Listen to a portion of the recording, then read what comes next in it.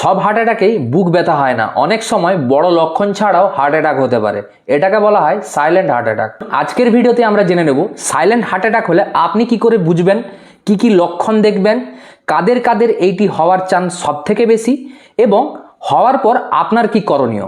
ভিডিওটি অবশ্যই শেষ অবধি দেখুন, অনেক ইনফরমেশন পাবেন। আর এরকম রেগুলার মেডিকেল তথ্য পাওয়ার জন্য অবশ্যই আমার চ্যানেলটিকে সাবস্ক্রাইব করে একটি লাইক করে দেবেন। যেই লক্ষণগুলো আপনারা লক্ষ্য করবেন, এর মাঝখানে অস্বস্তি, হঠাৎ দুর্বলতা বা ক্লান্তি, শ্বাস নিতে কষ্ট, ঠান্ডা ঘাম, বমি বমি ভাব, বুকের মাঝখান থেকে অস্বস্তি শুরু হতে হতে চোয়াল, কাঁধ এবং পিঠের দিক করে আস্তে আস্তে অস্বস্তি হতে পারে। কিন্তু এখানেই সাবধান হওয়া দরকার।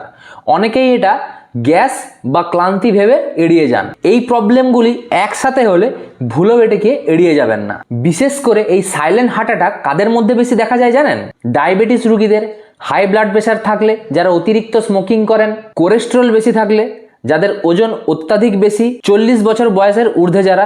এই ধরনের লক্ষণগুলি হলে দেরি না করে তাড়াতাড়ি হসপিটালে নিয়ে যান, ইসিজি এবং ট্রপোনিন টেস্ট করান এবং দ্রুত ডাক্তারবাবুর পরামর্শ নিন। ভবিষ্যতে হার্ট অ্যাটাকের ঝুঁকি কমাতে আপনি এখন থেকে কি কি প্রতিরোধ করতে পারেন?